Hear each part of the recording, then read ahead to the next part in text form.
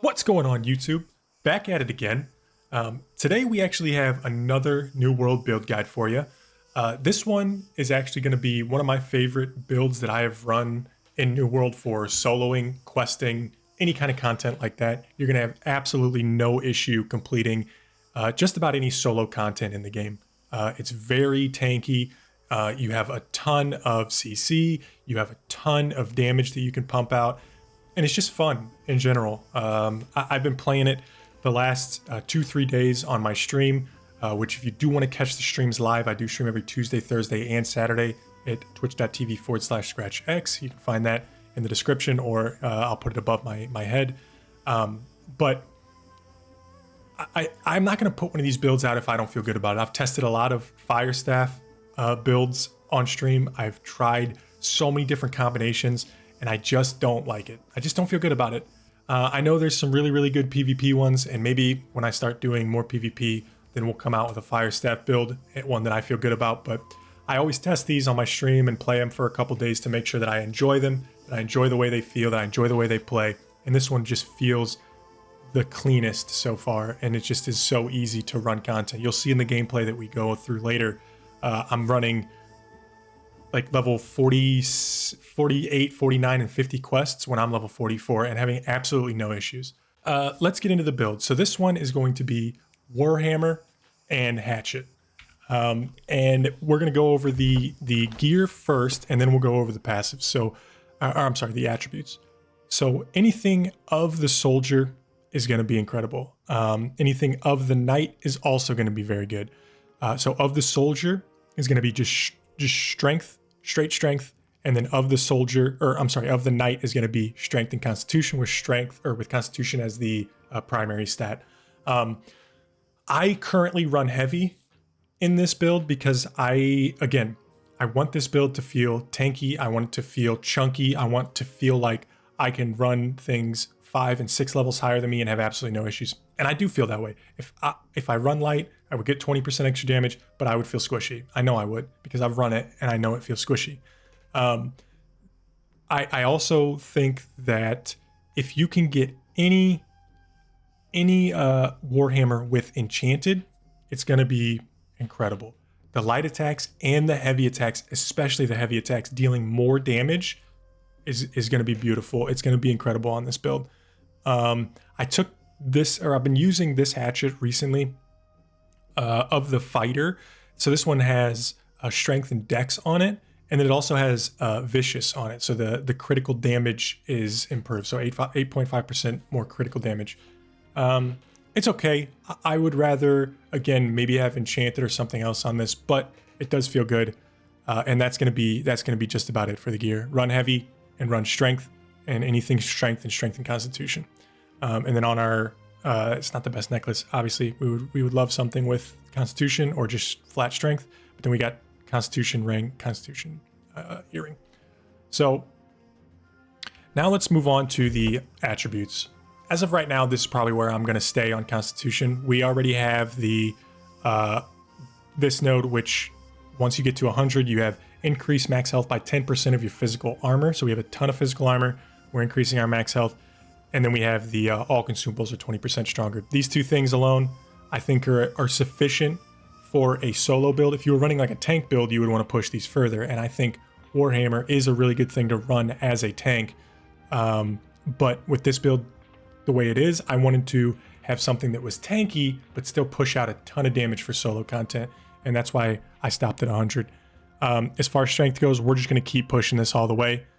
We have 5% damage with light attacks, 10% weapon damage with heavy attacks, and then we have 50% stamina damage on our light and heavy attacks. And then the next one we're going to get is 10% damage on stunned, slowed, or rooted enemies. All these are going to be good, but I think these first 4 are really strong. So I mean, that's about it. That's it for the weapons and the armor. That's it for the attributes and the armor. One thing I will say just really quick is there's one reason in particular that I run this build the way that I do, and the thing that makes this build the most fun, and it is this.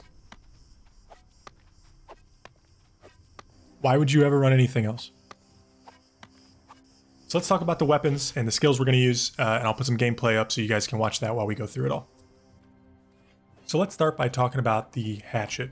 So on the Hatchet, we're going to have our 2 skill trees are Berserker and Throwing. Berserker is where we're going to get most of our like self-sustain, our healing, and things like that. So let's talk about that one first. The skill we're going to want to take here is actually Berserk. So this triggers a Berserk mode, increases all attack damage by 20%, and this lasts 12 seconds. The cooldown doesn't start on this until Berserk has gone away, has fallen off. So that's important to know. We're also going to take the 4 passive nodes underneath this in order to kind of enhance it and make it even that much more, that much stronger. So the first one is going to be On the Hunt. So this increases movement speed by 20% while in Berserk mode. Just gives us a chance to run away and things like that if we need to. We're faster than anything else. And then we're going to take Berserking Refresh. So this is while Berserk is active, we gain a portion of our health back every 4 seconds up to a maximum of 30%. So this is basically a 30% heal while this passive is up, or while Berserk is up. And then we're going to take Berserking Purge. So this is when we trigger Berserk, it removes all CC, so all stuns, all roots, all slows, things like that from us whenever we trigger this. So it's just a good way to get out of any CC. And then we're going to take Uninterruptible Berserk. So this is while in Berserk, this is written super weird, so I apologize. While in Berserk, your attacks are uninterruptible during Berserk, and you can't be staggered. It says while in Berserk and uninterruptible during Berserk. It's very strange, but basically, this gives you grit during your attacks. You can't be interrupted and you can't be staggered. That would be a better way of putting it, because that's basically what it is. That's grit makes you unable to be staggered, and this makes you unable to be staggered while Berserk is active. Perfect. So let's go on to talk about the passives and how those just help amplify that Berserk a little bit more and make it that much stronger. So first passive we're going to take from left to right is going to be Enraged Strikes. So this is if a target is below 30% health, light and heavy attacks deal 20% more damage. This is perfect. Just the lower health they are, the more damage we do. And then we're going to take Against All Odds. So this increases base damage by 10% for every enemy within 5 meters. And this is why I said you can fight multiple things and you have a lot of self-sustain, because the more things that are around you, the more we pull, the more damage you're going to do. Now, I wouldn't suggest just running around and pulling everything, but when we do end up pulling 2 and 3 mobs when we're out soloing, I would always switch from your Warhammer to your Hatchet, because you're going to be able to heal through a lot of the damage. You're going to be doing more damage because the more things that are around you, the more damage you do, etc. So the next 2 passives we take here kind of go hand in hand. So we have Accumulated Power. After 3 successful light attacks against the same target, gain Empower, granting 30% increased damage for 3 seconds or until the next attack. And then we're also going to take Relentless Fury, which is going to, after successful heavy attack, gain Empower for another 30% increased damage for 3 seconds or for 4 attacks. The way this works and the way that I tend to use it is it kind of gives your attacks a little bit of a rotation. So what I tend to do is I go heavy attack, light attack, light attack, light attack, and then heavy attack. The reason I do that is because you start with a heavy, and then you're going to get 30% increased damage for 4 attacks. So I go light attack, light attack, light attack, and now our accumulated power kicks in where we get a 30% increase on the next attack. So now we got the 30% from Relentless Fury, we got the 30% from accumulated power, so that's 60% on whatever we choose to do next. It can either be a light attack or a heavy attack. So what I tend to do is go into a heavy, because that'll re-trigger the Relentless Fury, and then we go back into the light attack. So heavy, light attack, light, heavy, light, heavy, light, heavy. That's how I tend to do it. I think that's the best way to do it in my opinion, because it keeps those buffs rotating. It keeps the 2 damage buffs rotating on you constantly. Let me know what you think in the comments. So the last 2 passives we're going to take here are Fortifying Strikes. So hitting the same target with 3 light attacks grants Fortify, increasing damage absorption by 15% for 3 seconds. Again, this is another reason why whenever we pull multiple things, it's always going to be good to switch to our Hatchet, because we have a ton of sustainability, a ton of damage reduction, things like that.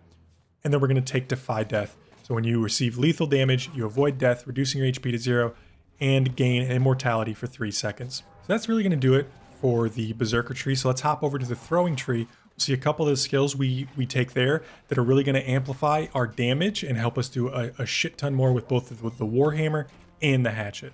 So as far as this tree goes, I really decided to run this build the way that I did because I wanted to take the debuffs that are going to make the targets take as much damage as possible and really amplify our Warhammer damage, because the Warhammer damage is really good and I wanted to make that as good as it possibly could get, and this is what helped us get there. So the 2 skills that we decided to take on the throwing tree is going to be Rending Throw.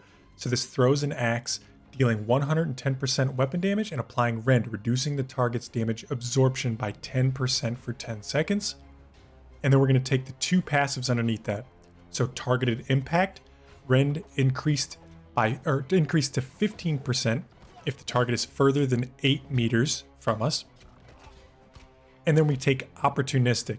Rending Throw deals an additional 20% damage if a target already has a debuff. So then we take Infected Throw, and this is going to throw an axe dealing 150% damage, and it triggers disease and weakens the target for 5 seconds. So, and then you can see the tooltip there. So disease reduces the target's healing efficiency by 30%, and weaken reduces the target's damage that the target deals by 10%. Just another debuff, just another 2 debuffs that we get by this one throw.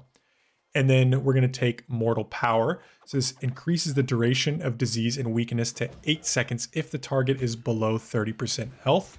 So usually targets are going to heal when they're below 30% health. So throwing this on them when they're below 30% health is going to just leave it on there for that much longer. The way that I use these 2 things together is I throw Infected Throw first to put the healing efficiency and the weakening on them, because then when I throw my Rending Throw, I get the deals additional 20% damage if the target already has a debuff, and then it puts the damage absorption on them. So the passives we're going to take here are Aimed Throw. So this replaces your block with an aimed throw that deals 95% weapon damage. You hold right mouse button to aim, and then you left mouse button to throw. The reason why I took this is to just give us a little bit of range, things that try to run away while they're coming to us, etc. We don't have to chase them or try to get in melee range. We can do damage as they're coming to us. We can do damage as they're running away, things like that.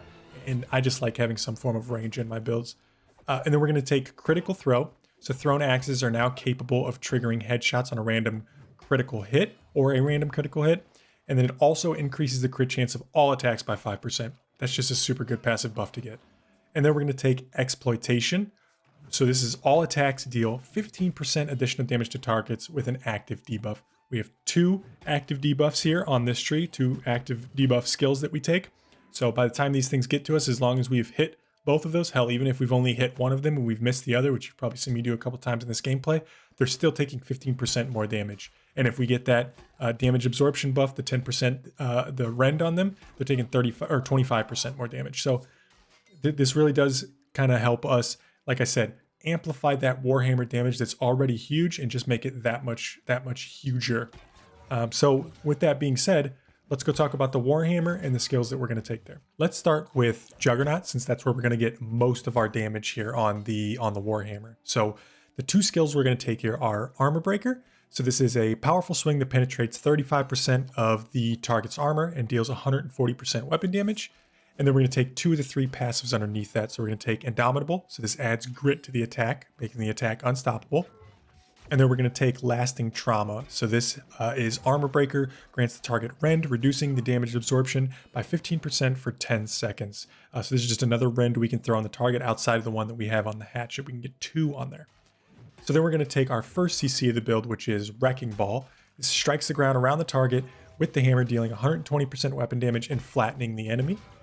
And then we're going to take the 2 passive nodes underneath that, which is Safety Measures. On a successful hit, players obtain Fortify, granting 20% damage resistance for 4 seconds. It's always good, just passive damage reduction. And then we're going to take Breathing Room, which is all targets within 1.5 meters of the target hit are also flattened. So this makes it more of like a CC, right? So I guess it was already a CC. It makes it more of an AoE is what I meant to say. So that's it for the skills. So let's move on to the passives, which the passives are where we get a ton of our damage. So starting from left to right, The first one is Epitome of Bonk, the most ridiculous sounding skill in the game, or passive in the game. This increases armor penetration by 10% for all Warhammer standard attacks. It's always good. And then we're going to take Hammer Time. So this gains Empower on a heavy attack, increasing attack damage by 20% for 4 seconds. So every heavy attack, we get Empower. That's good. And then we're going to take Exhaustive Attacks. So all Warhammer abilities exhaust the target, slowing their stamina regeneration by 15% for 5 seconds. So this every heavy attack just puts a debuff on the enemies. And then we're going to take Hardened Steel. So this adds grit to our hammer's heavy attacks and grants 25% damage reduction while we have grit. So during our big swings, we can't be staggered out of those, and we have a 20% damage reduction during them. Super beneficial. And then we're going to take Contemption. So this is on targets under 30% health, increase the damage done by heavy attacks by 15%. So obviously anybody low health, they're just going to take more and more damage from us.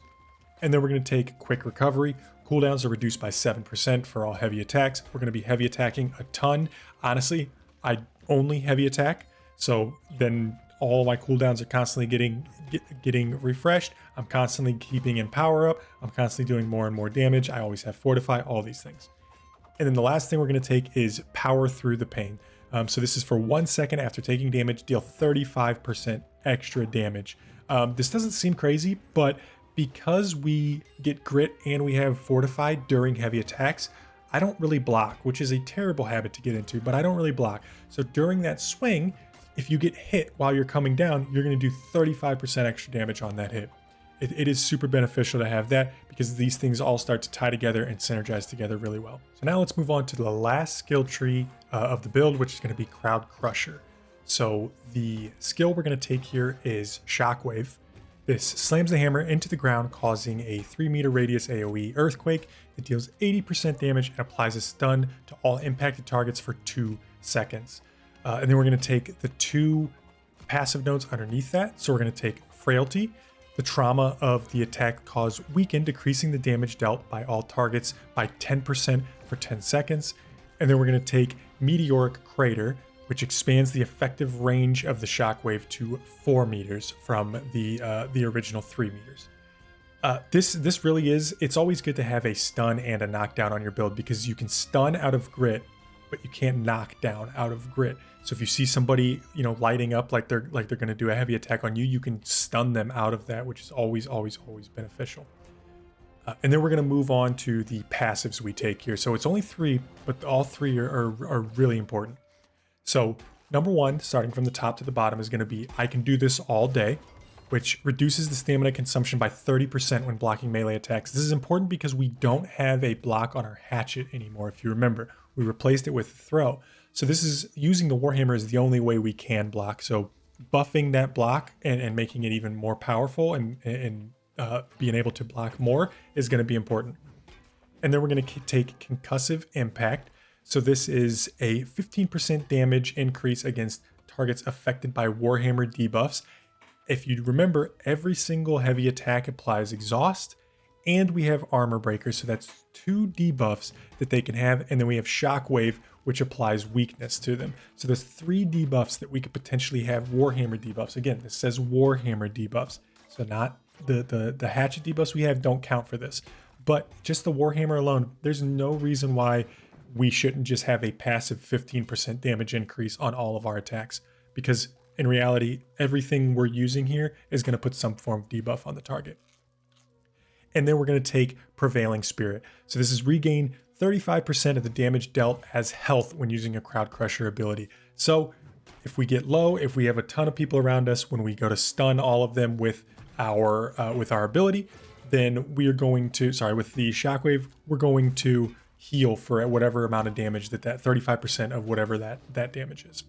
And that's going to do it, right? So the way that I play this is I throw my infected throw and then my rending throw, and then I use my throwing axes until they get to me. I switch over to the Warhammer. I'll usually hit them with a shockwave to stun them and put weakness on them, and then I'll hit them with an armor break to put that rend on them, and then I just start spamming heavy attacks. And honestly, they die within 2 or 3 heavy attacks because they have so many debuffs on them. they're just getting chunked by that Warhammer. And by the second time we hit that Warhammer, it hits for a crap ton. So if you guys have any questions, please let me know in the comments. If you think I can improve in any way, let me know in the comments. And as always, I appreciate you guys stopping by, and I hope to catch you in the next one. Bye.